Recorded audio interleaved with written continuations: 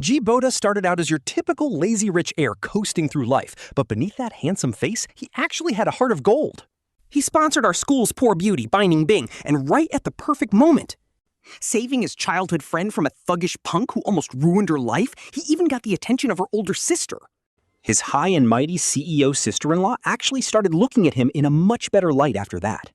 But talk about a massive plot twist. The moment his family went completely bankrupt and he lost everything. The only person willing to take him in was a quiet, mute girl nobody ever noticed. And why? Just because he once casually bought her a meal years ago and even used his allowance? To pay for her grandmother's medical bills, she had been quietly watching over him ever since. She was just waiting for a chance to return the favor. Honestly, this setup is top tier, but things are about to get even crazier. Right as he and the mute girl opened a small bakery together, starting to enjoy a peaceful, ordinary life. His former CEO's sister-in-law, the school beauty who had now become a rising elite, and his wealthy childhood friend all start showing up at his door one after another, begging for him to come back.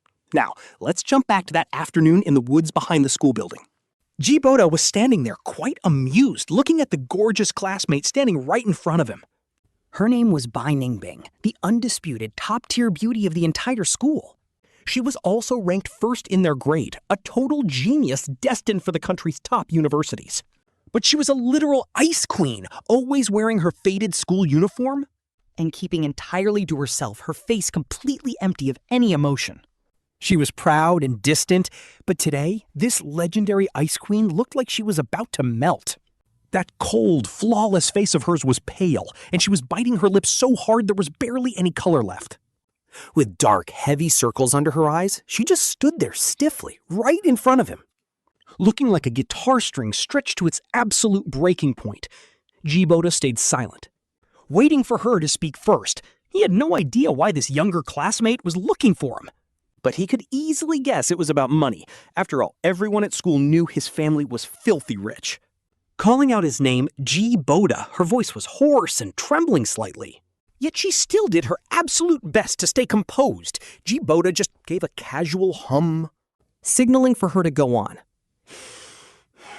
She took a deep breath, almost as if she had to summon every ounce of strength in her body just to squeeze the words out of her throat.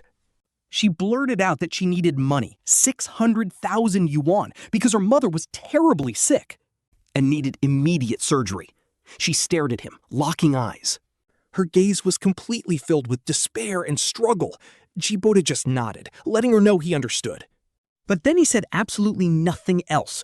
The silence in the air became terrifyingly heavy, with only the rustling of the leaves in the wind, almost as if the universe was mocking her desperate situation.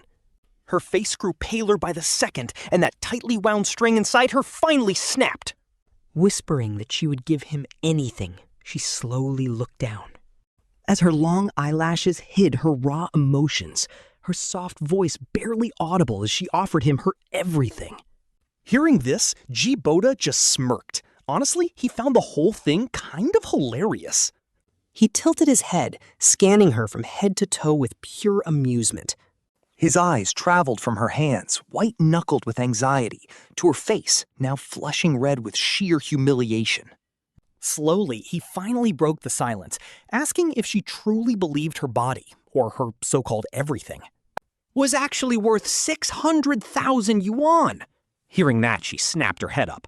Her entire body shivered violently, and those beautiful eyes of hers were instantly flooded with overwhelming shame and embarrassment. She parted her lips, but not a single word could come out. Her eyes turned completely red, tears welling up and threatening to spill, but she stubbornly held them back, refusing to let them fall. After a tense half-minute, she finally seems to make up her mind. Her voice is shaking with tears, yet she speaks with absolute clarity. She promises her heart, her body, and her entire future to him. If he can just save her mother, her very life is his. Talk about dramatic. This is literally a modern-day contract marriage trope in the making. Our main character can't help but smirk at the offer from this icy school beauty. Sure, her devotion sounds precious, but he doesn't believe in love at all. I mean, look at his family. A dad with mistresses and a mom with a secret lover. They married strictly for family status, faking a perfect model couple image for 20 years. Do they have hearts? Highly doubtful. But their love is reserved for outsiders, so talking about hearts is just pointless. He definitely doesn't buy it. He stands up and walks right over. Standing a full head taller, he can see her eyelashes trembling nervously. Teardrops are still clinging to them as he slowly reaches out. She flinches. But instead of anything bad, he just gently flicks her forehead. She opens her eyes in pure confusion while he slips his hands away. Staring her down, he asks Bai Ningbing to make one thing clear. Does she want him to be a scumbag taking advantage of her misery? Making this a transactional trade, or does she want a good guy? To just show some mercy and help out? She is completely speechless. Completely speechless. Her brain is totally short-circuiting right now, but he is incredibly patient. He just watches her wait, and finally, she snaps back to reality. Her tense shoulders slump as she pleads with him to help her. Please, save her. But he just shakes his head, telling her he's no charity. Sure, he's loaded, but he doesn't throw money at useless things. 600,000 is basically just bottle service money to him. The pleading in her eyes instantly turns into anger and utter despair. Seeing her look so completely broken, his desire to tease her fades. Way too far. Selling herself like a product is bad, but a life is on the line. Since he's actually a pretty good guy, he changes his tone. He says he won't be a hero or a villain, but they can do business. Seeing her confusion, he points out her great grades make her a solid investment. Lending her the cash serves as a solid personal investment. The 600,000 can be transferred right now or sent to the hospital. Hope explodes in her eyes. But before she can celebrate, he holds up a single finger. She has to pay him back 1 million in 10 years. It shouldn't be hard, but she must also ace her upcoming college entrance exams. Getting into a top-tier school is her first step to proving her worth. That is his risk management clause, and it completely stuns her. Grasping this final lifeline, she nods her head in absolute relief. Fearing she'd back out, he hands her his number. Then he just walks away, not even caring about her reaction. Stepping out of the woods, the warm sunlight hits him. Nice, but suddenly, a guy in uniform rushes past. He gives our main character an incredibly hostile glare. Seriously, what is his problem? Looks like he's heading for Bai Ningbing. Oh wait, the narrator knows this guy. That's the second ranker who's been chasing her for 3 years. Honestly, his taste is trash. Who falls for a girl willing to sell herself? She clearly doesn't care about family. Our guy just stretches. Whatever. Not his business, since he doesn't believe in love anyway. Still, getting a lawyer to draft terms is such a pain. Honestly, he doesn't care if she pays back the 600,000. Those contract clauses are just for show, a boundary he set. Otherwise, every random person would line up to borrow cash. He's the ultimate slacker in his family, can't burn his funds. He needs to ration his money to stay a rich slacker. That's how you guarantee lifelong luxury. Honestly, spending $600,000?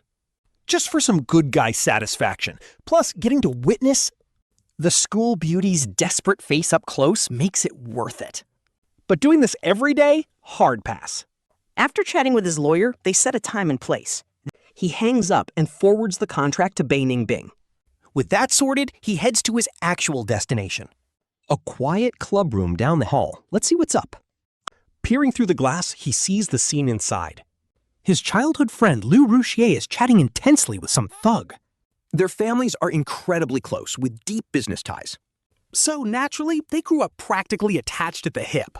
But that's whatever. The real prize is her older sister, Liu Ruyan. A total goddess who is drop-dead gorgeous and insanely sharp. Best of all, she absolutely spoils me. Her pocket money gifts? Always in the millions. For a proud, lazy slacker like him? She is literally a walking, breathing human cash machine. Anyone giving him cash is an absolute saint. That's his life motto. Plus, she is about to marry his ridiculously elitist older brother, Ji-Mei-kun. Soon, she'll be his official, legit sister-in-law, which basically secures his rich, lazy lifestyle forever. So when Liu Ruxue tanked her top-tier grades all for some low-life thug, and her sister Ruyan reached out to ask him about it, he knew he had to step in. If you take their money, you've got to deliver. That's how you keep the cash flowing before he even enters. A guy with red, watery eyes rushes out and slams right into him. Stumbling back, he glares up at him. Right away, our main character recognizes this bitter, humiliated guy. He remembers him as some underprivileged student Liu Ruxue used to sponsor. With solid grades, he was genuinely honest. Judging by his face, he probably fell for his wealthy benefactor. But his benefactor fell for a thug instead. Boda just shakes his head. Honestly, this kid is just too naive. For wealthy heirs like them, throwing money around is basically a daily habit. It is just a pastime to flex status, not a sign of being a good person. If you want gratitude, bring real benefits instead. That is how the world works, and bringing feelings in is just asking for trouble. Seeing him hurt like a dog, Boda just ignores him. Walking straight past him, he pushes open the cracked door with a creak. The view inside is completely clear, revealing Liu Ruxue half reclining. She is sitting in the lap of that punk Bai Ningbing, laughing like crazy. His hand is resting pretty inappropriately on her waist. But hearing the door, Liu Ruxue freezes the second she sees Boda. Her brow instantly furrows, demanding why he is here. She sits straight up from the punk's lap, her voice full of annoyance and defense. The girl instantly snaps, telling him to stop wasting his breath trying to make her dump a towel. She stands up, sizing our boy up from head to toe, her eyes dripping with pure, completely unmatched contempt. Calling him a completely useless G-family trash who cannot even manage his own life. What right does he have to judge her? But our boy is not mad. Honestly, he actually wants to laugh at that trash label. That slacker reputation is literally a brand he spent over 10 years building, so why be mad? So he just casually drags over a dusty chair and plops himself right down. Crossing his legs, his eyes slowly drift right past her. His gaze lands right on Bai Ningbing, who is hiding behind her with super shifty eyes. The guy is rocking piercings, a tongue stud, and bright yellow hair. Honestly, the secondhand embarrassment is so real with this cringe, non-mainstream throwback. He looks like he crawled right out of a 2000s emo magazine, but our boy just waves his hand. Smiling harmlessly, he tells her he is just curious and has no plans to interfere. He asks how a perfect, obedient girl from the prestigious Liu family could suddenly change like this. How did she suddenly fall completely head over heels for an edgy guy like him? His relaxed tone only pisses her off more, and she immediately screams back at him. Raising her voice, she screams in a desperate attempt to convince him.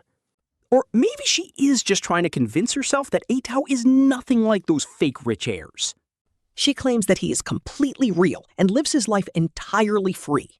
Grabbing Bai Ningbing's arm tightly, she looks at the punk with a face full of pure, almost fanatic worship. She boasts that this is real living, while his orderly, step-by-step life is just a boring waste of time. A total waste of life, she sneers, turning her anger right back on our boy. Especially you, Boda, you cannot even study right. And you do not even know how to have fun. What do you have besides your family name? She literally calls him a total waste of space, but our boy just nods along. He pretends to finally get it. Ah, the wind of youth, right? At this point, Liu Ruxue actually thinks she convinced him, wearing this incredibly smug look. Bai Ningbing actually has the nerve to puff out his chest, acting like he is not terrified of Boda anymore. But the next second, Boda grabs the heavy wooden chair right out from under him with zero warning. And boom, he smashes it straight into Bai Ningbing's leg with a massive crash. Bai Ningbing squeals like a literal pig, and suddenly the entire room goes dead silent. Liu Ruxue's smug little smile instantly freezes, turning into absolute raw horror. She just stands there, completely paralyzed, staring at Bai Ningbing rolling on the floor and screaming in agony. Then she slowly looks up at Boda, unable to process what just happened. She screams that he is crazy and lunges forward, claws out, desperately trying to scratch his face. Our boy Boda just casually sidesteps, grabs her by the wrist in a flash, and locks her down. With his other hand, he barely puts any effort into it, but delivers a quick slap right across her face. Just a crisp slap. It did not hurt that bad, but the sheer disrespect? Oh, off the charts. Liu Ruxue is completely stunned at this point, clutching her red cheek in disbelief. Tears stream down her face as she stammers, "Did you actually just slap me?" Boda just flings her hand away, looking down at her like she is literal trash. Under his cold gaze, she shudders and takes a terrified step back. Meanwhile, Tao is still groveling on the floor, whimpering in pain. He looks up at Boda with pure, unfiltered terror. You wanted something real, right? You wanted absolute freedom? Boda towers over him. He plants his boot right onto the guy's chest, demanding to know how it feels. Feel free yet? Tao is drenched in cold sweat, gasping for air. The dude can't even squeeze out a single word. Liu Ruxue tries to step in to stop him. But one deadly glare from Boda freezes her in her tracks. Weren't you guys supposed to be tough? Weren't you some big shot player? He squats down, mocking him with a light pat on his cheek. Why so quiet now? Tao is shivering so hard he does not even dare to breathe. Honestly, Boda just stands up, suddenly feeling completely bored. Imagine acting like some high-class bad boy and turning out to be a massive coward.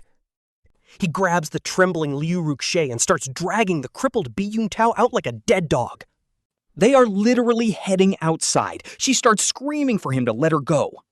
She is crying that they need to go to the hospital for her precious boy, but Boda snaps at her to shut up. One more word, he warns her with a bone-chilling tone. And he will personally snap Tao's other leg. She shuts her mouth instantly. She just quietly weeps. But Boda has no intention of taking them to a hospital. Instead, he throws them into a cab and heads straight to the infamous west side of town. This place is a notorious, shady slum packed with sketchy, smoke-filled internet cafes.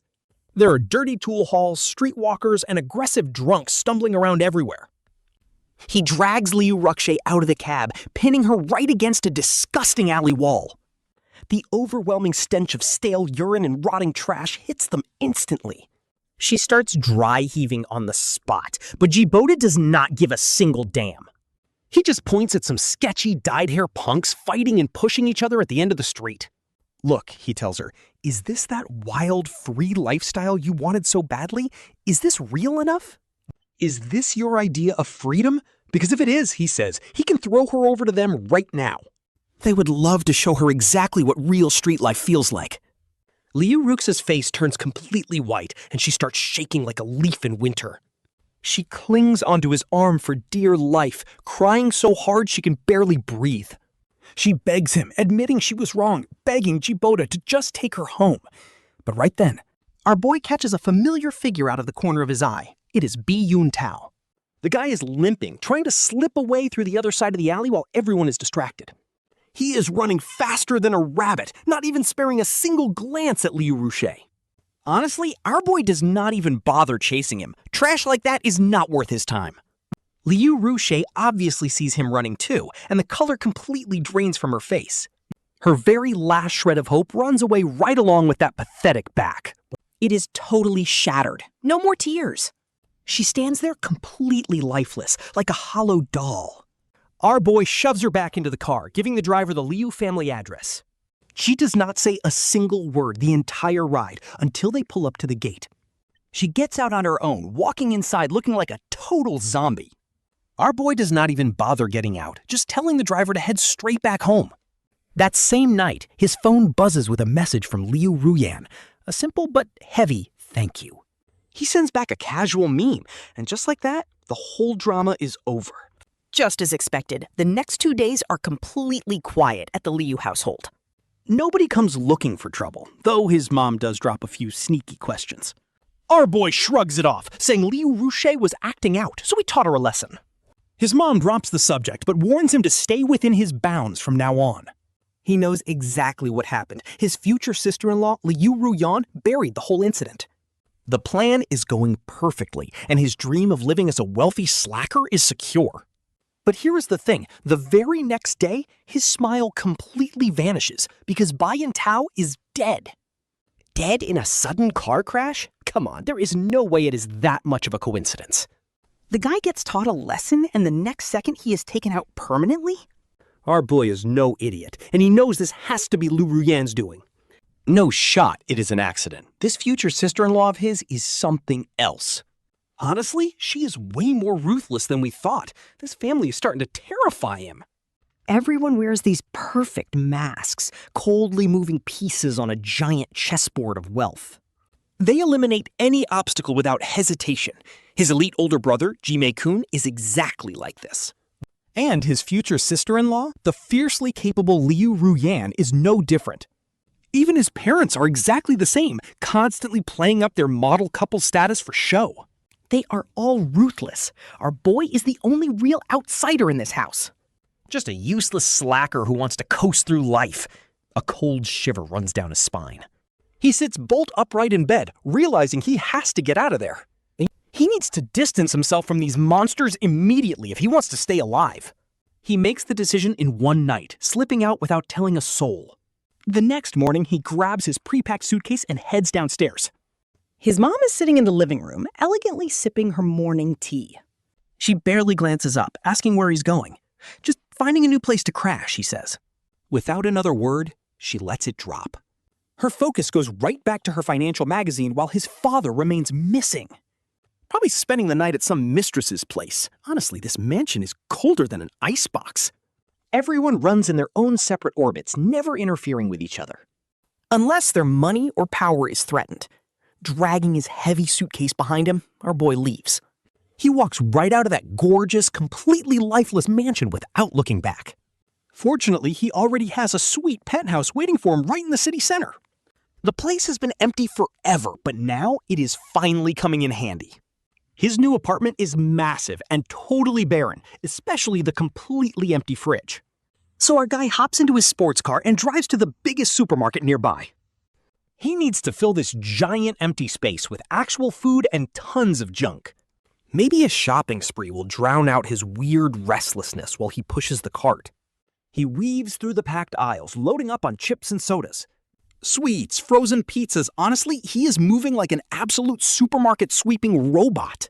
He tosses everything in with a totally deadpan face right until he turns a corner. He reaches up to grab some limited edition wafers from the very top shelf.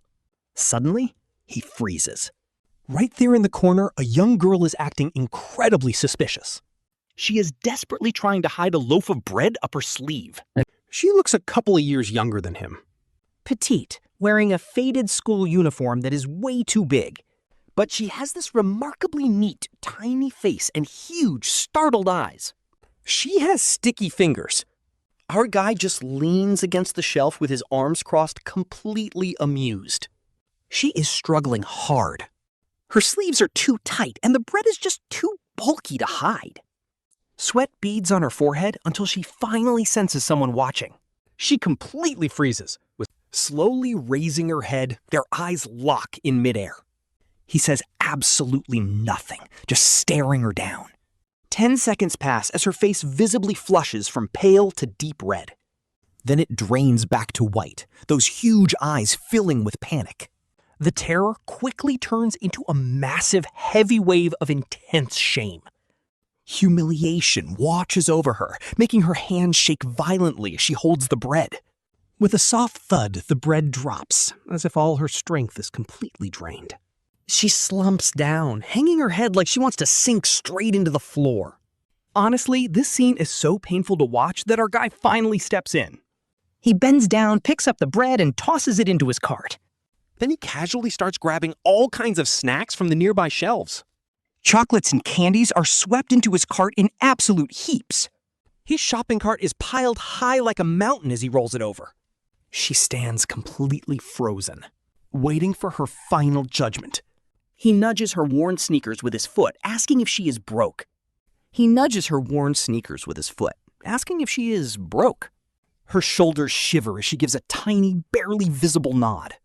Then she panics, vigorously shaking her head instead. Our guy is getting pretty impatient with all this silent back and forth. He demands to know what is actually going on here. His voice gets a bit sharp, and the sudden harshness makes her entire body flinch. She snaps her head up to look at him, her eyes completely red. They are brimming with tears, but she stubbornly refuses to let them fall. The kid opens her mouth, but only manages a few faint, raspy noises. Just completely garbled sounds. Then she frantically shakes her head. She starts gesturing wildly with her hands, leaving our MC completely stunned. At that moment, it hits him. She can't talk. Seeing her look so helpless, the MC's impatience instantly vanishes. Instead, he just feels this heavy, frustrating wave of guilt. Like, great, now he feels like an absolute jerk who just bullied an innocent kid.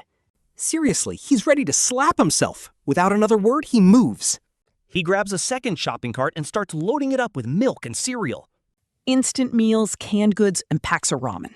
He basically packs the entire cart with anything that will last.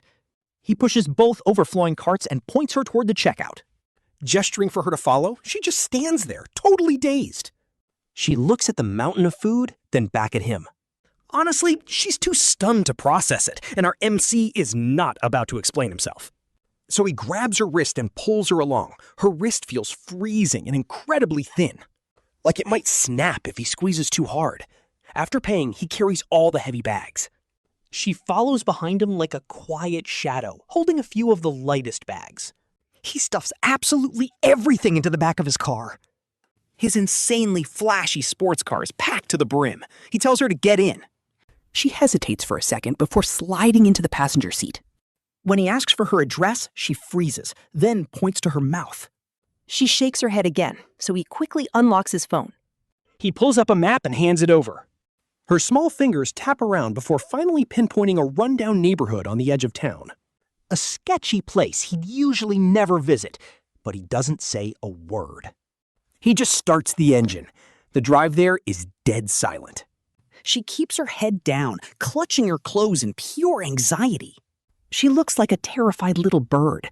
Soon they are navigating narrow, crumbling alleys. They finally stop in front of a heavily decaying apartment building. He shuts off the engine to help her carry the groceries. The hallway is pitch black and damp. It smells like mold and old dust. She leads him up to the third floor. When she opens the peeling wooden door, they are hit by a strong wave of herbal medicine. The place is tiny, literally a single cramped room. This is the absolute definition of poverty, guys. There is nothing here. On a broken wooden bed lies a frail, elderly woman. Her eyes are shut tight, and her breathing is incredibly shallow. It looks like she could slip away any second. The girl drops everything and rushes over. She carefully tucks her grandma in, her eyes filled with absolute dread. Now the MC gets it. It wasn't that she wanted to steal for herself. She has no money for medical bills. Stealing bread was her absolute last resort. She refused to touch the money. But wait, is this just another tragic sob story? Our MC low-key hates seeing stuff like this because it hits too hard. The girl finishes tucking her grandma in. She walks up to him and bows deeply. Then, she pulls out a worn-out notebook and a pen. She quickly scribbles something down and hands him the notebook. It's written in neat handwriting. Thank you! How much did all this cost? She promises to pay him back, but looking at those words, he almost laughs. Pay him back with what? By stealing from him again? Without saying a word, he just pulls out his phone. He dials his family's personal assistant. Inside the cramped room, the heavy smell of medicine gives him a headache. He just wants to pay and leave. Lao Wang, give me a VIP room at the city center hospital. Have an ambulance at the West Side tenements within 15 minutes. I will send the address. Charge it to my account. Simple as that. The call took less than a minute, leaving the girl completely stunned. She just stares, mouth wide open, frozen. He gets it. What takes her a lifetime to dream of takes him one single phone call to resolve. The gap between their worlds is brutal. Why are you staring? He nudges her bag with his foot, telling her to pack up for the hospital. Snapping back to reality, she starts scrambling to pack their things. Honestly, there is barely anything to take, just a few faded, worn-out clothes. And a chipped ceramic cup. But man, the ambulance gets there in record time. The professional medical team carefully lifts the grandfather onto the stretcher. The whole time, the girl tightly grips his hem, like she's terrified he'll just vanish. It makes him a bit uncomfortable, but he does not push her away. Once they arrive at the hospital, everything is handled perfectly. Round-the-clock caretakers for the VIP suite and a top specialist team starting their consultation. Standing outside the spotless glass of the private room, he watches the busy doctors and nurses. And there she is by the bed, looking both terrified and deeply grateful. The slight gloom in his heart over that whole condom death fiasco somehow clears up a bit. Honestly, spending money really does buy happiness. Just then, his coat is gently tugged again as she holds up her worn-out notebook. She writes, "How can I ever repay your kindness?" But he never asked for payback. Leaning against the doorframe, he looks down at this tiny, stubborn girl. Suddenly, he finds this pretty amusing. Panicked, she starts writing at lightning speed. Her handwriting gets messy as she writes, "No, I cannot just take your money. You are a good person, but I cannot." And seeing the words "good person," his smirk grows wider. Like, since when did a slacker like him become a saint? Man, being rich is great. I'm not a good person, he says, interrupting her writing. And second, I already told you I absolutely hate trouble. Standing here arguing with me over this is literally just causing me trouble. Get it? She's completely dazed by his twisted logic. Staring blankly, she has absolutely no idea how to respond. Looking at her confused face, our MC lets out a sigh. Who is he to blame? He's just naturally too kind-hearted. Walking up to her, he cuts the talk, grabs the notebook and pen, and looks down. He quickly scribbles on the page, writing, "Just think of this as buying insurance early." As she looks at him in confusion, he adds, "Just focus on your studies. Get into a good college and find a good job. If I ever end up broke and begging on the streets, just make sure you give me a bowl." Our MC shoves the notebook back into his hands, leaving the kid completely frozen for a long time. When he finally looks up, those eyes are incredibly clear, like fresh mountain spring water. Tears spill over. But he does not make a single sound. He just silently weeps, big droplets hitting the worn-out pages of his notebook one by one. "All right, stop crying," our MC snaps, feeling a bit awkward. "Your grandmother still needs your care, so crying like this is not going to help." He pauses, then asks which school the kid goes to so his assistant old Wang can pay the tuition. On top of that, he will have 5,000 yuan sent to him every single month. It keeps coming until he graduates and finds a job, and no, he cannot say no. Think of it as insurance, the MC says, refusing to stay for a mushy emotional scene. A quick word to the doctor, and he is out. Cruising down the highway in his luxury car, our MC suddenly finds the whole thing hilarious. How could the rich second master of the G family ever go broke? Absolutely no shot. Honestly, he is just buying some good karma from the crazy people around him. Everyone in his circle is ruthless, so he needs all the good deeds possible.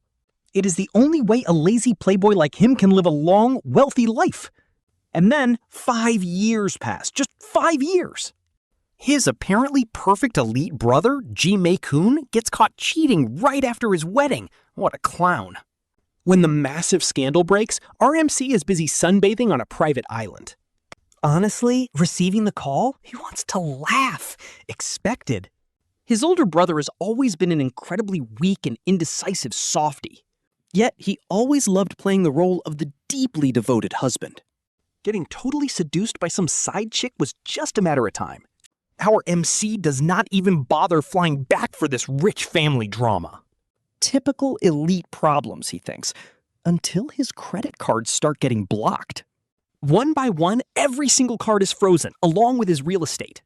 Overnight, his entire fortune is signed away, and he finally realizes something is wrong. By the time he panics and rushes back from his private island, it is over. The dust has settled, and the massive G group is now owned by a woman named Liu. His dad is prosecuted for financial crimes with absolutely undeniable evidence. The old man is basically destined to spend the rest of his life behind bars.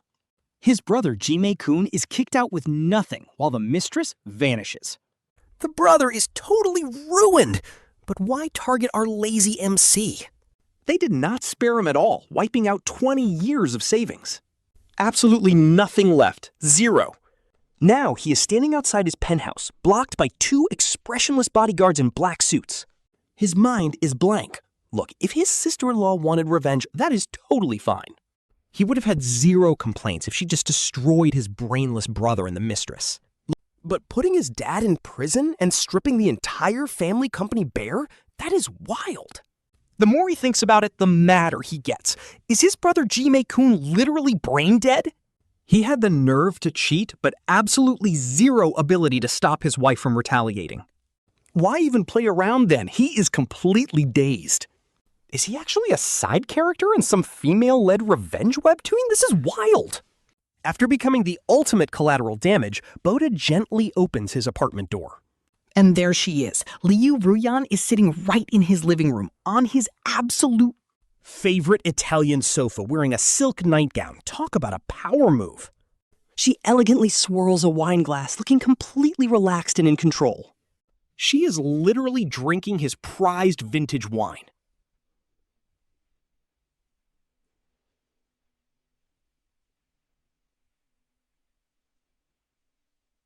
"5 years have passed since they last met.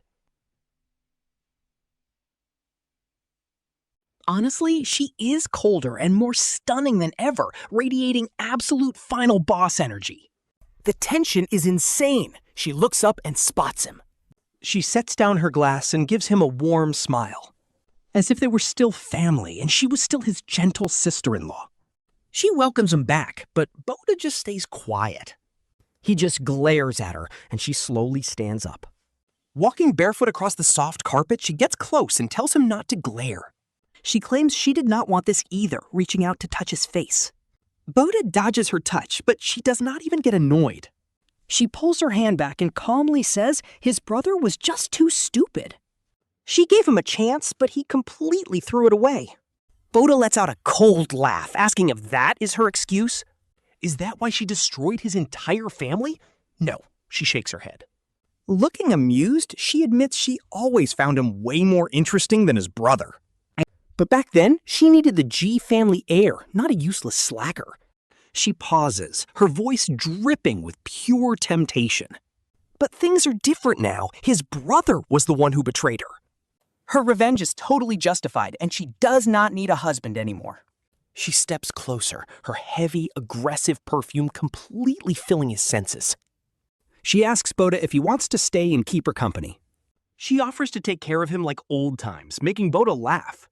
He is laughing so hard he is in tears, wiping his eyes in disbelief. Looking at her flawless face, he says this makes him highly suspicious. Did she personally send that mistress straight into his brother's bed? Her smile freezes for a split second, but Boda catches it. That reaction says everything. His last shred of hope completely vanishes. Talk about a plot twist. This woman has been a complete lunatic. She will do anything to get what she wants. Boda's smile drops. Staring at her blankly, he slowly flips her the middle finger. He tells her to get lost, wiping the last smile off her face. Replaced by freezing cold indifference, she calls him ungrateful. She waves her hand, not even looking at him again. 2 massive bodyguards instantly step forward and grab him. They hoist him up like a helpless kid and throw him outside. The door slams shut, locking away everything he once had. Standing alone in the empty hallway, Boda lets out a bitter laugh. Seriously, if he actually believed her lies and stayed as her pet? The moment she got bored, he would have ended up dead. He knows he can't outplay her. Even his father, that clever old fox, got completely ruined, let alone a slacker who only knows how to party. How can he even fight back? He just needs to stay away from this crazy woman. Because staying alive is literally everything. He reaches into his pockets. He pulls out his phone. When you are dead broke, survival is the only thing that matters. Scrolling through his contacts, he looks for all the fake friends who used to call him brother. These guys used to beg for his attention, and now he dials the very first one. Hey, Jam, it is Jigboda. The other end goes dead silent for 3 whole seconds before a cautious voice asks who is calling. Oh, sorry, you must have dialed the wrong number. The call goes dead. He freezes for a second, then just laughs at how pathetic his situation is.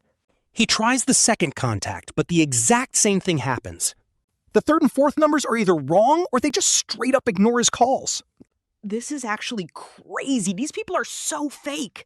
He just leans against the cold wall. One by one, he starts deleting every single one of these fake friends from his contacts. By the end, his screen is completely empty except for a few family members. But those numbers are long gone and can never be reached again. He sells off every single valuable thing he owns, getting less than 100,000 yuan. Back in the day, that would not even cover one night of drinking, but now it is his entire life savings. He desperately needs to find a way to make quick cash, wandering aimlessly through the busy streets. Trying to figure out his next move, he somehow ends up right back at his old apartment building. He stands there, looking up at the brightly lit penthouse that used to belong entirely to him. He can only laugh bitterly at how fast things changed, turning to leave. Maybe he should just find a factory job since it is easy to get and covers food and housing. Honestly, after 20 years of living the high life, he is kind of over it anyway. It is not a bad deal. Lost in thought with his head down, he suddenly bumps right into someone very soft. A sweet, gentle fragrance drifts over, and he immediately opens his mouth to apologize. But looking up, he finds himself staring directly into a pair of incredibly clear eyes. It is a really pretty girl dressed in a simple white t-shirt and a pair of casual jeans. She looks incredibly pure, almost like a blank sheet of paper, and low-key familiar. He cannot quite place where they have met before, but she definitely seems to recognize him instantly. At this point, you can clearly see the exact moment she realizes who he is. Her eyes instantly light up with this crazy amount of joy and relief, and she parts her lips. It looks like she wants to speak, but then she suddenly stops herself.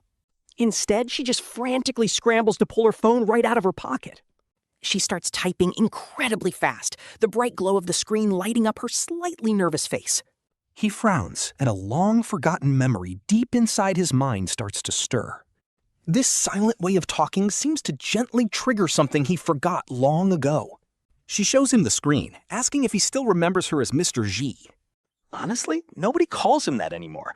He stares closely at her face, trying to place it. The pieces of his memory slowly start coming together from 5 years ago. He remembers a shivering girl in a supermarket, the same one who took care of her sick grandmother in a tiny shack. The very same girl who once wrote down on paper how she wanted to repay him.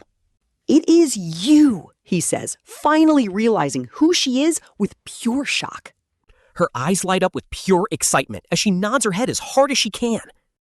You can literally feel the absolute happiness radiating from her clear eyes right now. He gets even more confused, asking what she is doing here as she types away again. She hands the phone over and the message simply says she saw the news. She types that she was super worried about him after the Jijia drama, guessing he would head back here. So she actually waited for him right there since yesterday. Hearing that, something heavy but soft tugs at his chest. It was like a gentle blow. Basically, get this. For 24 hours after he got kicked out, she stood outside. Right under his old apartment, in the most stubborn, sweet way possible. Just hoping for a tiny chance he would show up. Talk about emotional damage. While all his fake friends were busy cutting ties with him, this girl he barely remembered helping 5 years ago was actually there. Waiting a whole day and night. He tries to smile. He wants to say thanks, but he does not need charity. Or tell her to just go home. But looking into her eyes, those pure, innocent eyes make all his usual defensive walls melt away. He cannot say a single word. She clearly notices his hesitation. And types another message. Do you have nowhere else to go? His silence says it all. She puts her phone away. Then she does something totally unexpected. She reaches out, gently tugging on the sleeve of his hoodie to guide him. Her grip is so light he could easily pull away, but that soft, pleading touch is somehow stronger than any steel chain. It holds him completely still, making him unable to move. She leads him around the street corner and he just follows her. He walks behind her until they reach a cozy little shop, glowing with warm lights and the sweet scent of fresh bread. It is called Glimmer Bakery, and it is already closed. But the display lights are on. She unlocks the door, gesticulating for him to go inside the small, tidy shop. The rich smell of butter and wheat instantly fills the air. Chasing away the chill of the night, she hands him warm water. Then she pulls a laminated folder from under the counter. Opening it up with the utmost care, she slides something out. It is a yellowed piece of paper pushed right toward him. And oh my God, it is the joke contract he wrote 5 years ago, saying if he ever ended up homeless, she owed him a meal. She points at his old scribbled words, then points at him. And then back to herself and the bakery. Her expression? And then back to herself and the bakery. Her expression? Pulling a warm, freshly baked croissant right out of the oven. She splits it in half and hands it to him. No pity, just a silent message. Now it is my turn. He looks at the bread, then at her incredibly pure eyes. Screw his miserable past. He takes the bread and bites in. It is definitely not fine dining, but it feels so safe. Such an amazing emotional payoff here. Are you guys hiring? He asks with a stuffed mouth, his voice breaking completely. The girl freezes for a second, then a huge, bright smile blooms across her face as she nods her head vigorously. That day, our boy's chaotic, empty past officially ended. From then on, his life was tied to this little shop called Glimmer. Tied completely to this bakery and to his new boss. A quiet girl he honestly thought he would never see again. Her name is Yu Youwei. Honestly, what a beautiful name. Using the money he once gave her, plus her own savings, she opened this bakery on an old street right after graduating. It is called Glimmer Bakery. Tiny but super cozy. Business is modest, but the local neighbors really look out for her. They always go out of their way to buy bread and chat. It is tough running a shop alone, but now she has help. Having our guy around makes everyone feel so much more relieved. Picture him in a bare apron, awkwardly trying to package fresh toast. Hearing the neighbors praise him, he actually feels nothing inside. Reliable. He is basically a spoiled rich kid who never worked a day. How do they see him as dependable? But honestly, his arrival definitely lightens her load, especially with heavy physical tasks like mixing flour. Now a tiny, fragile girl does not have to grit her teeth through it. At closing time, they head upstairs to their tiny shared apartment. If her old place was empty, this one is barely a step up. Just a single dining table, 2 chairs, and a small sofa. He gets a tiny bedroom partitioned off from the balcony. It is literally smaller than the bathroom in his old mansion. Yet he sleeps better here than he ever did during those 20-plus years. So peaceful. No schemes, no fake smiles, just the quiet night air. Carrying the sweet scent of baking wheat, our boy is finally learning to live normal. Learning how to sweep without kicking up dust, and how to cook basic porridge without accidentally blowing up the kitchen. But most of the time, it is an absolute disaster. He even mistakes salt for sugar. Making a super salty batch of red bean paste, she takes a bite, scrunches her face up, but does not spit it out. She just drinks water. Then she writes in her notebook that it is a very unique flavor, maybe less sugar next time. Seeing her so serious, our boy does not know whether to laugh or cry. He snatches the bowl and dumps it. From that day, he decides to learn sign language. Not for anything grand, just because having her write in notebooks all day is wasting too many pens, so he buys a bunch of tutorials. Every night after she falls asleep, he stays up in his tiny room, practicing gestures in front of his phone screen, starting with the basics. From hello and thank you to good night and thanks for your hard work. The first time he awkwardly signs good morning to her, he feels so nervous. She completely freezes, and her usually quiet eyes suddenly look different. Light up like a shooting star. Seriously, my heart is absolutely melting at this point. She raises her hand, sincerely telling Boda that the exact same goes for him. Honestly, our boy Boda has never felt this genuinely happy in his entire 20-plus years. For once, he actually feels like he is doing something meaningful as the peaceful days slowly drift by. Things are finally looking up. He starts as a clueless rookie who cannot even use an oven. But soon, he is kneading dough and piping icing like a pro. The bakery is absolutely booming now, and they even take over the shop right next door to expand. With the bigger space, Boda actually builds up a pretty solid savings account of his own. He has enough to rent his own place, but he hesitates to bring it up to Yu Youwei. The words always die in his throat. Where would he even go on his own? Living alone is just too boring, and besides, she is a young girl running this place alone. He tells himself he stays just to help her out. Basically, he just makes up a bunch of pretty-sounding excuses to keep staying with her completely guilt-free. Yu Youwei never brings it up either, seemingly just accepting his presence as a permanent part of her life. Like the daily sunrise or the green plants on the windowsill, he is just always there. He does not believe in love, not after seeing his father's absolute disaster of a life. His brother is a mess too, but the quiet peace he finds with Yu Youwei is totally addictive. He quickly shakes his head, time to clear out all these crazy, distracting thoughts. He forces himself to dump those thoughts because he refuses to let himself get hopes up. Besides, it is almost noon, meaning it is time to start prepping a nice lunch for her. She has been coughing lately, so he decides to make her some warm stewed pear. He unties his apron to head upstairs. Suddenly, the front door swings wide open. A very familiar figure steps inside. Trust me, the drama starts right here. She is dressed in a sharp, expensive suit, sporting perfect makeup and looking incredibly high class. Her hair is pinned up perfectly, radiating that peak corporate elite energy from head to toe. It is his ex, Bai Ningbing. After 5 long years, she looks completely different. Any trace of her old, broke student insecurity has been completely wiped away by her success. No more faded school uniform or begging him in the woods. The former school beauty is now elite. She looks flawless, but get this, she brought a handsome young guy along with her. The guy looks barely 20, dressed in a sharp suit and looking like a fresh graduate. He is incredibly handsome, but he immediately gives Boda the absolute worst look. His eyes are filled with pure, undisguised hostility as he stares down our boy. This assistant watches closely as Bai Ningbing stares at Boda's cute little bare apron. She frowns slightly for a split second, clearly judging his new life, but quickly masks it. Putting on a polite smile, she greets Boda and says it has been a long time. Boda just gives her a casual nod, not looking bothered at all by her presence. He keeps untying his apron while she hesitates, looking like she wants to say something more. Realizing it is not her place, she stops herself and reaches into her expensive designer bag. She pulls a check out of her luxury purse and slides it right across the counter. She proudly hands him $1 million, wanting to pay him back way before their 10-year agreement.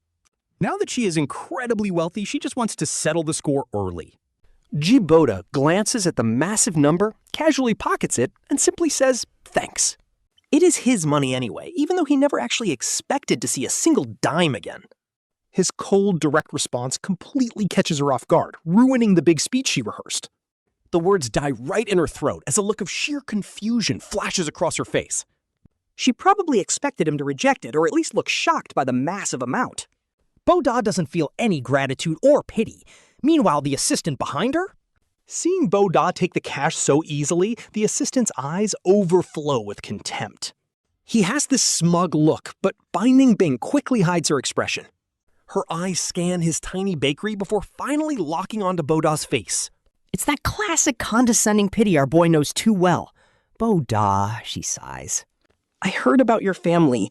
If you don't have anywhere to go right now, you can work for me. The company my husband and I started is still new. We are actively hiring, so I can easily set you up with a position. Don't worry about the pay. Watching her act like a saint makes him sick. His stomach is turning. That old transaction was just him helping her clear her debts. Everything was settled. Neither owed the other a single thing. But now she's playing the savior, trying to turn her former benefactor into a charity case. Right then, Boda glances at her companion, whose glare is getting incredibly hostile, and suddenly, everything clicks. She is just high on this savior complex, wanting to gloat the way he once saw her struggle.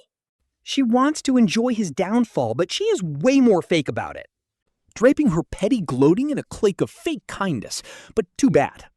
Boda has zero interest in following the footsteps of her little assistant. And becoming some secret side piece? No thanks, Boda replies flatly. I like it here. His blunt rejection instantly freezes her fake smile. Boda, don't be stubborn. I know how well you used to live. Yeah. And look at you now. She is radiating pure, self-righteous arrogance. I said no need. Boda cuts her off, his voice dripping with annoyance. She finally stops pushing, but irritation crosses her pretty face. Her ego definitely took a hit. Fine, if that is what you want. I will not force you. Here is my business card. Call me if you change your mind. She tosses the card onto the counter and turns to leave. But the very second she spins around, the assistant steps right up, reaching out a little too comfortably to steady her arm. Bai Ningbing naturally leans back toward him, giving him a knowing, intimate smile meant only for them. It's dripping with romance, and right at that moment, Boda casually whips out his phone and takes a sneaky photo. The angle is literally perfect. In the shot, the assistant's hand is basically on her waist, and her smile leaves absolutely no doubt in anyone's mind That they're way more than just boss and employee. Have a nice trip. He waves his phone, bidding them a cheerful, savage farewell. Bai Ningbing and her toy assistant leave, their black Porsche speeding away. Boda spends exactly 2 minutes tracking down her husband's public email and fires off the juicy photo anonymously.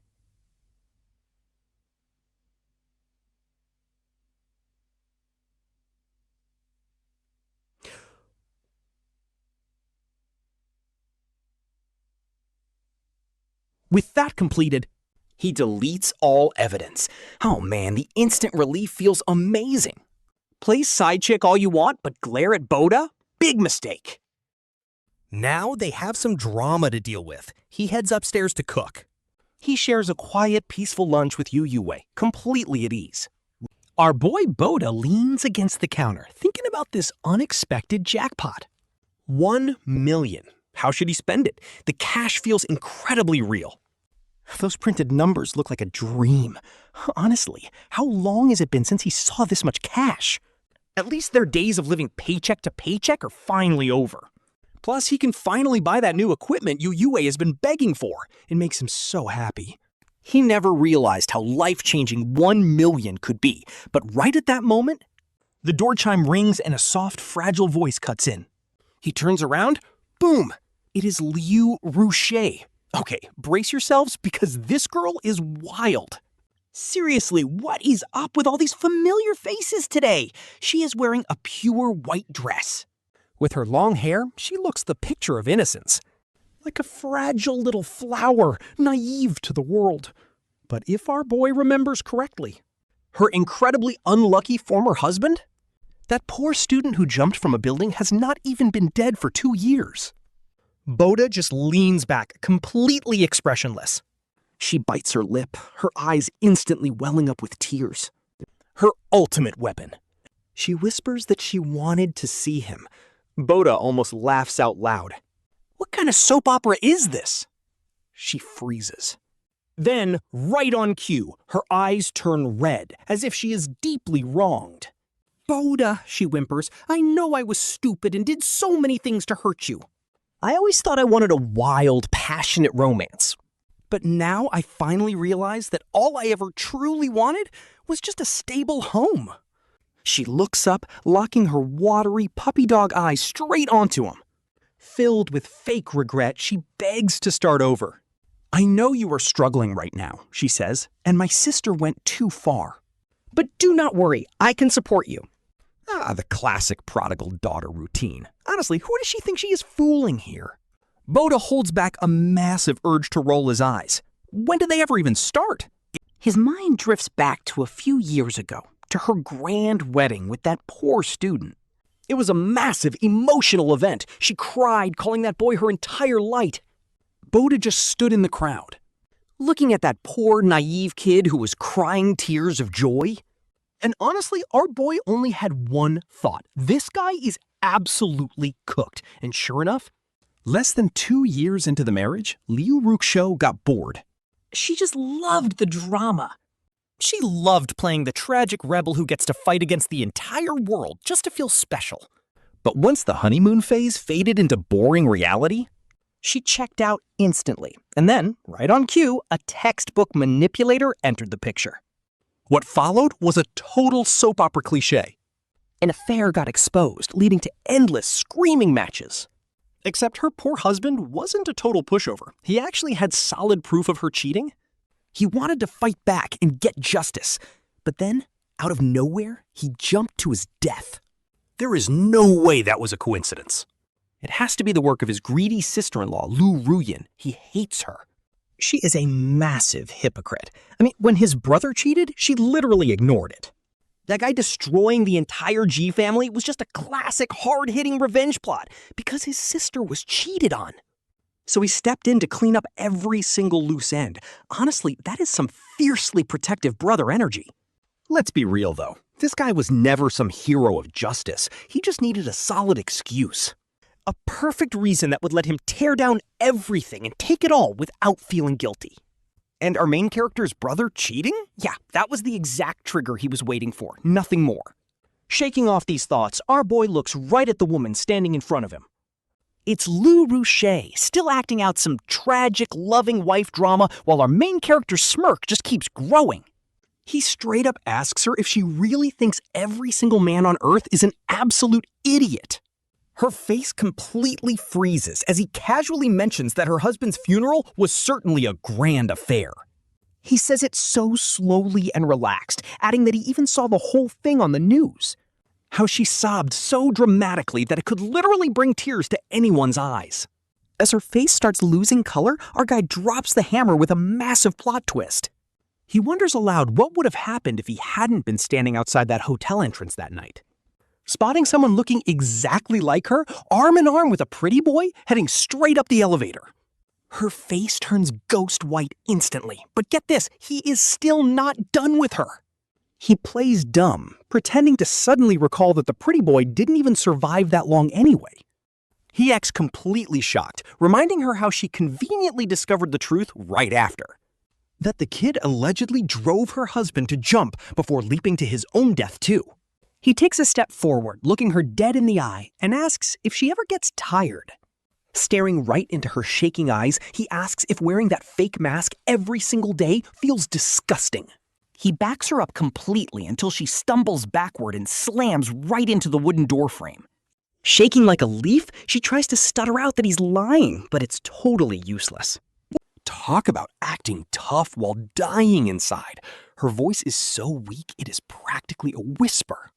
Our MC doesn't even bother talking anymore. He's not worried about her trying to get revenge at all.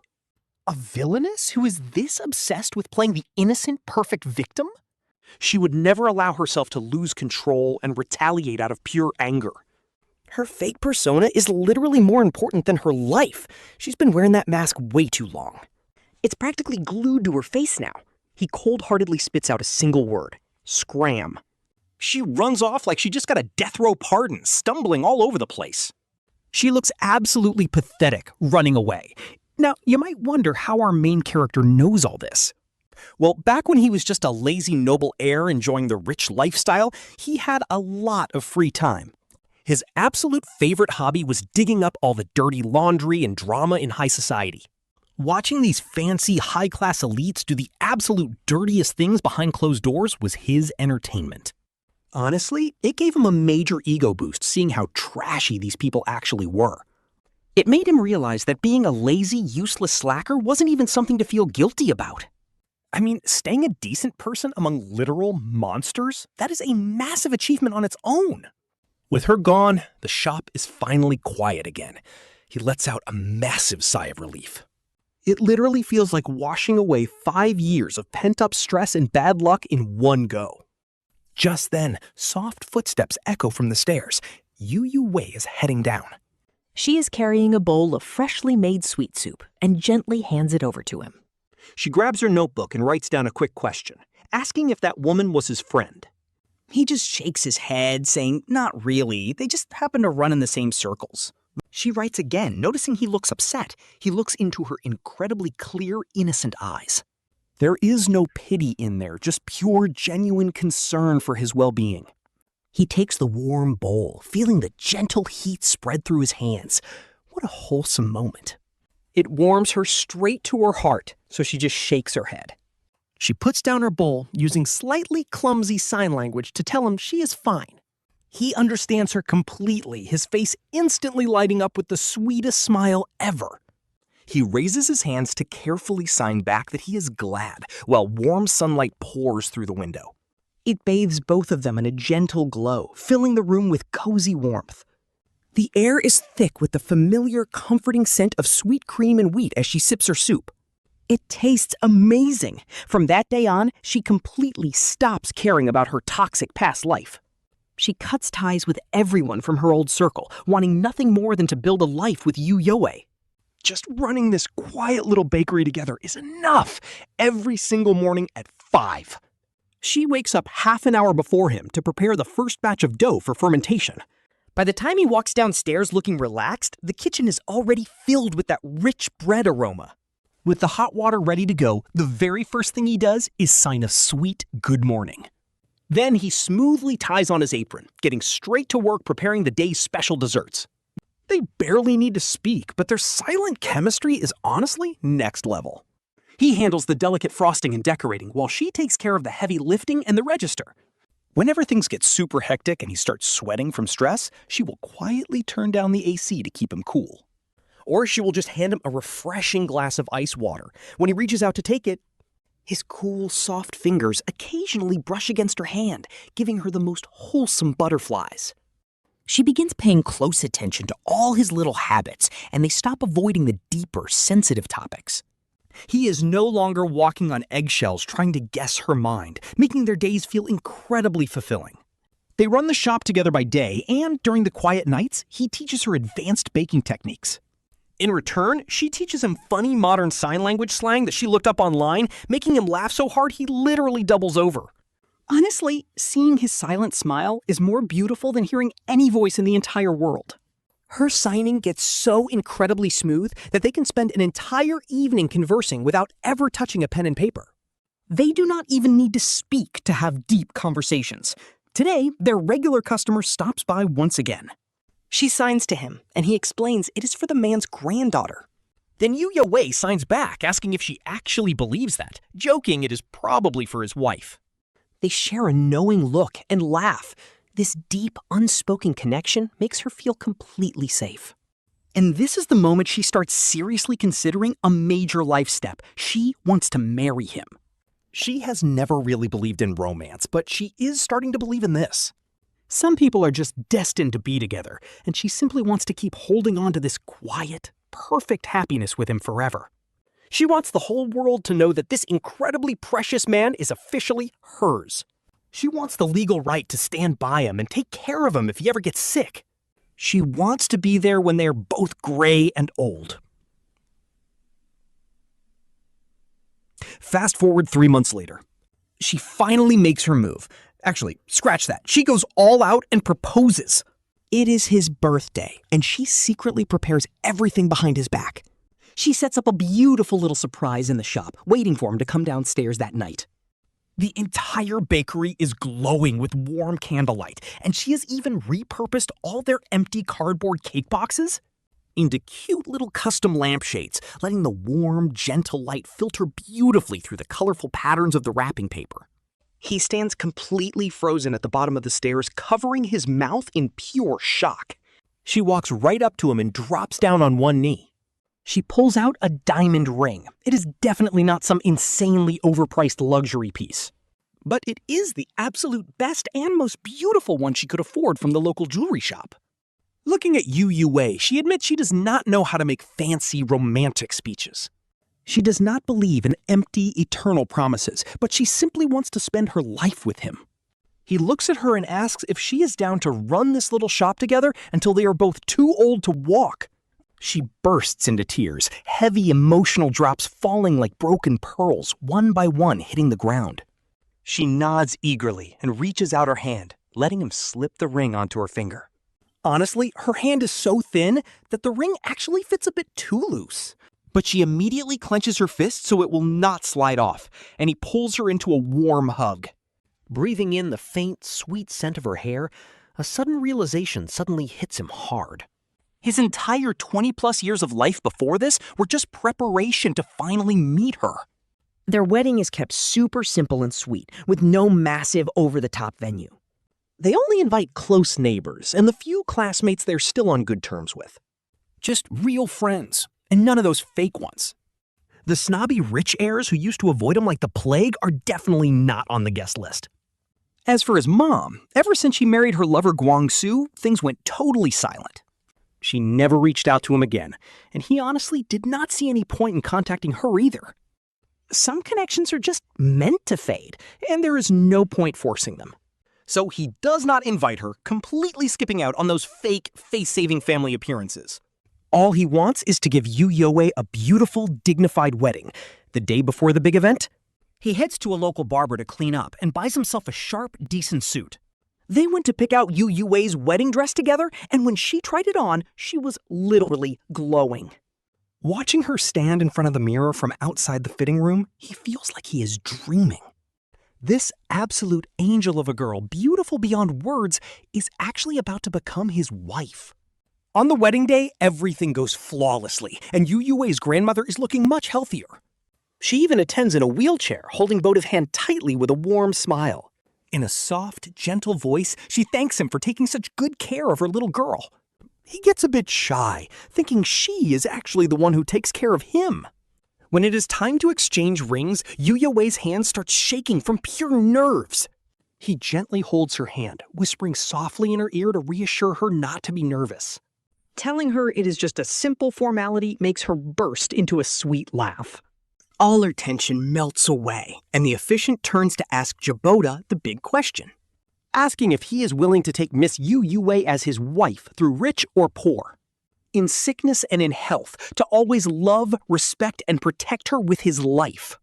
He says he does, and then the officiant turns to ask the bride the same, asking if she is willing to take Mr. Yi Boda as her husband through thick and thin. In sickness and in health, to love, respect, and always stand by him to protect him. She cannot speak, but she nods her head with absolutely everything she has got. Using sign language, she clearly signals her I do, leaving the officiant slightly frozen. Seeing the officiant confused, Boda just smiles warmly. He steps in to translate, telling everyone she says she does. The crowd bursts into loud applause, and she blushes hard when it is time to kiss. Her face turns bright red, and he gently leans in to kiss her lips. He keeps it incredibly soft, almost like he is holding something fragile. He whispers in her ear, calling her Mrs. G and asking for her guidance. She giggles so hard in his arms her shoulders shake, and later, a drunk neighbor congratulates them. The old man holds Boda's hand, telling him he scored an absolute gem of a wife. He tells him to treat her right, while their old classmates cheer them on happily. Old friends raise their glasses to toast him, and his close roommate pulls Boda aside with a smile. She asks him how he changed so much from before. He used to not care about anything, but now he actually looks like a normal human. Boda just smiles, watching Yu Youwei happily chatting with his grandmother.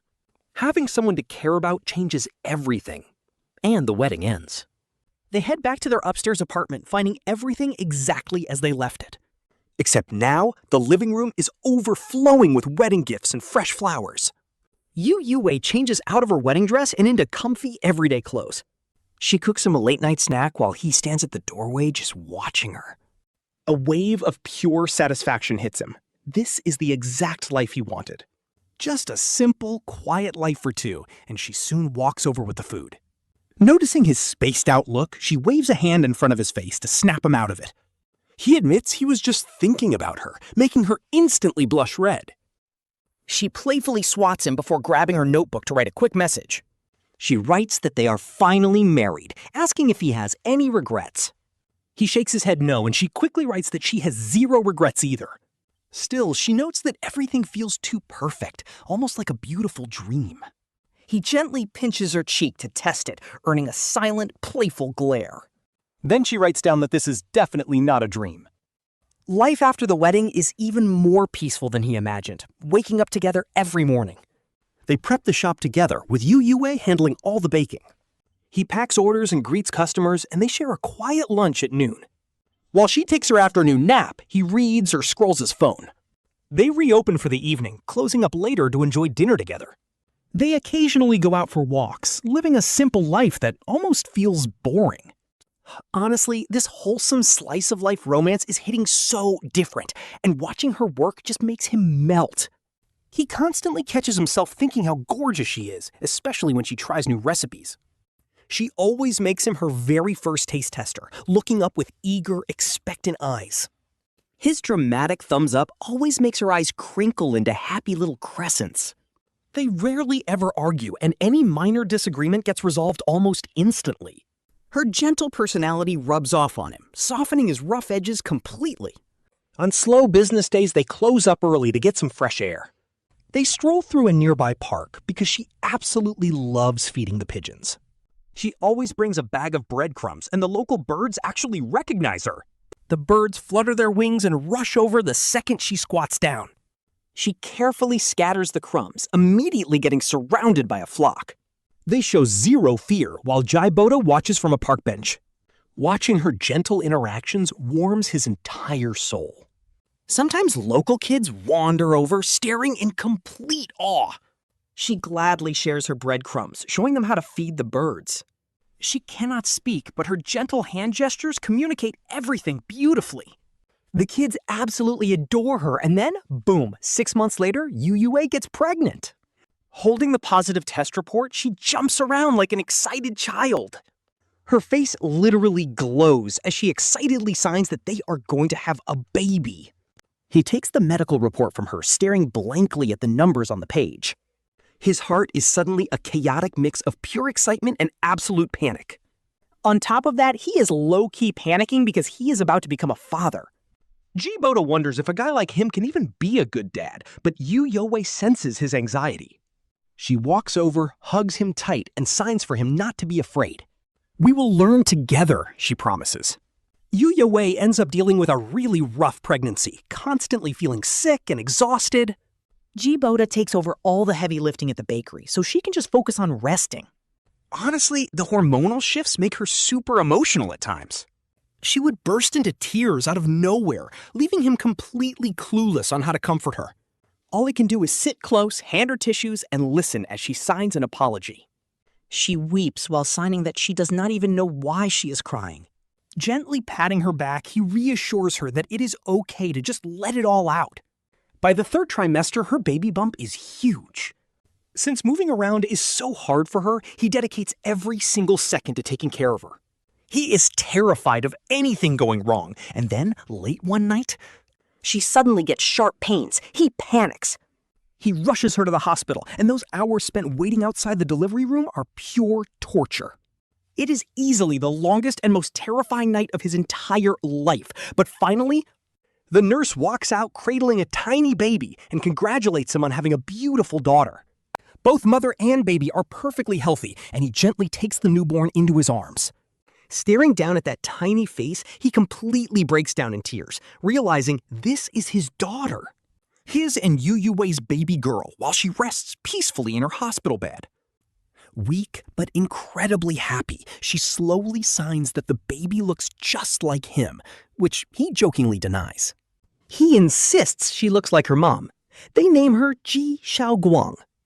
They hope she will be a light in their lives, and fast forward to the baby's 1-month celebration. An unexpected visitor walks into the bakery. It is Liu Ruyan, looking as elegant and composed as ever. There are a few subtle lines around her eyes now as she stares at the baby in his arms. With a rare, incredibly soft expression on her face, she whispers that the baby is very cute. Thanking her while instantly letting his guard up, he asks her what she is doing here. Smiling, she tells him to relax because she definitely did not come there to cause any trouble. She takes a seat in the bakery after buying a few pastries. Then, in a casual tone, she asks if he remembers how they both used to think as kids.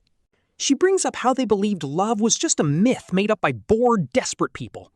A total self-deception trick, and hearing this makes Boda frown. He stays completely silent as she admits she actually still feels that way. Taking a slow sip of her water, she says marriage and family are just about mutual benefits. Just a cold, boring transaction of shared responsibilities and nothing more. Pausing for a moment, she finally shifts her gaze directly to him. With a deeply complex look in her eyes, she says that looking at things now, one of them must have been lying back then, and it turns out he did believe in love. Liu Ruyan emphasizes that he simply did not believe love could ever actually happen to someone like him. Hearing her say this, he does not even try to argue back because she is totally right. She stands up, congratulates him, and tells him she is glad he found the life he wanted. Pulling a document out of her bag, she places it on the table, making him ask what it is. She explains that she is returning every single cent of his assets back to him completely untouched. Telling him to consider it a gift for the baby's celebration, she leaves him absolutely stunned. Why did she take it all? Just to mess with him back then? To see what he'd do? She chuckled, amazed by his sheer luck. Saved by such a sweet girl. She walked toward the door. Glancing back at Boda, her eyes filled with low-key envy. Boda, you are seriously lucky. Cherish this life. With that, she left. Boda slowly opened the folder. Inside were the property deeds and corporate stock shares. Plus, the bank accounts, completely untouched, safe and sound. There was actually more than he remembered, assets he once saw as his entire world. Now lay quietly right before him, but he felt absolutely no wild joy. No excitement either. Honestly, this cash was still crucial for him now. At least Yu Youwei wouldn't have to struggle so hard anymore. It would give their tiny family a shield against any future storms, giving him solid security, but compared to his family, this cash meant nothing. Suddenly, baby Xiaoguang in his arms seemed to sense his mood. Her little face scrunched up as she started crying, snapping Boda back. He instantly tossed those multi-million-dollar documents right to the side, frantically trying to soothe her, whispering that Daddy was right here. Hearing her cries, Yu Youwei rushed downstairs. Moving quickly, a wave of deep worry written all over her face. She looked at him, then spotted the flashy folder on the table. A hint of anxiety flickered in her eyes, but Boda just smiled, mouthing that it was fine. Yu Youwei walked over, signing that she's hungry, gesturing expertly as Boda gently handed their precious daughter over. Staring at that cute, rosy face, his heart absolutely melted into mush. He promised to prep her milk while Yu Youwei held their baby close. She watched his clumsy attempts to mix the formula, wearing a beautifully warm smile. Sunlight streamed right through the clean window, wrapping both mother and daughter in a beautiful, warm glow. And honestly, guys, Liu Ruyan was right. Boda really won in the end. Carrying the warm bottle back, he sat down right beside Yu Youwei. Testing the milk's temperature, he softly mentioned that Liu Ruyan visited. Hearing this, Yu Youwei instantly got a bit tense. What did she say? Nothing major, just wanted to see the baby. He really didn't want their messy past ruining their peaceful life now. She said Xiaoguang was adorable, making Yu Youwei sigh in relief. She quickly wrote down that of course their daughter was cute. Watching her write so earnestly, Boda suddenly felt an overwhelming impulse. As she looked up, he whispered, "I love you." He once believed he would never say those 3 words to anyone in his life. But now, they slipped out so naturally, totally impossible to hold back. She froze, her eyes turning red in an instant. "I love you too," she signed as tears rolled down. Boda gently set their daughter down and held her close inside their cozy little room. Sunlight warmed the space while their baby slept peacefully in her crib. Everything was perfectly quiet and beautiful. This was the life he always wanted. Our guy does not get some over-the-top romance or a world-shaking legend of success. It is literally just him living a peaceful, quiet life with the woman he loves. And honestly, this emotional payoff hits so hard. Their business takes off and their daughter grows up happy and healthy. Every now and then, he brings his family to visit his dad in prison. Surprisingly, the old man is in great spirits. That scheming, manipulative face of his has finally softened up, looking way more cheerful. Seeing his granddaughter always lights him up. He asks our guy how life has been treating him. He says it is pretty good, and his dad just nods. That is all that matters. Time flies, and their little girl keeps growing. She learns how to walk and talk, calling him dad and calling Yu Youwei mom. It is just a simple, peaceful life for this family of 3. No massive drama, no crazy heart-stopping twists. Just pure, genuine happiness every single day. Honestly, what a perfect, realistic ending.